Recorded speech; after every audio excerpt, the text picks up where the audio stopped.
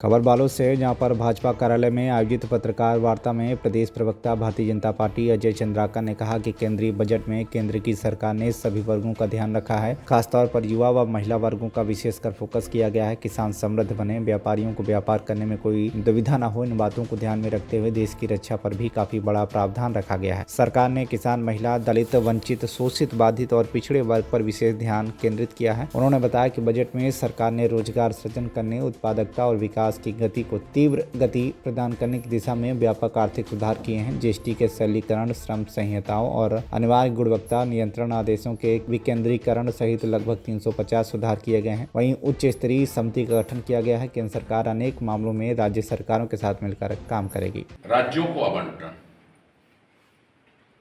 छोटी सी बात है। इंफ्रास्ट्रक्चर में आवंटन आप यहां से निकलिए ना, जो धनबाद का कॉरिडोर बन रहा है, जो यहीं से जुड़ेगा, आप निकलेंगे अभनपुर जाएंगे, अभनपुर से सीधे कलकत्ता निकल जाएंगे, आप यहाँ से विशाखापट्टनम चल देंगे।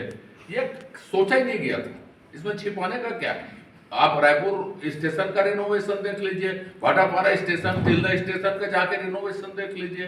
उसमें सारी प्रक्रियाओं को आम जनता तक सुगम बनाने के लिए काम करेगी। ये एक लगभग 1.4 लाख करोड़ रुपया राज्यों को उपलब्ध कराए जाएंगे 16वें वित्त आयोग से, जो अब तक का कीर्तिमान है। वैसे ही विरासत और संस्कृति में, माने सांस्कृतिक क्षेत्र को भी बजट ने स्पर्श कैसे किया है।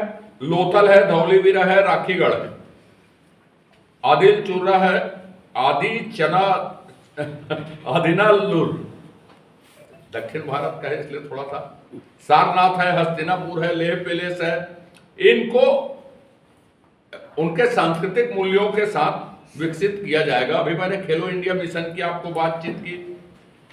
किसानों की आय बढ़ाने के लिए जो केला, जैसे केला बोलता हूं, जो नारियल की खेती है, जो उच्च आय की फसलें हैं, उसको प्राथमिकता देने की बात कही गई है। 500 नए जलाशय, अमृत सरोवर, इनकी बात कही गई है। किसान, ये सब किसानों की आय को बढ़ाने के लिए है।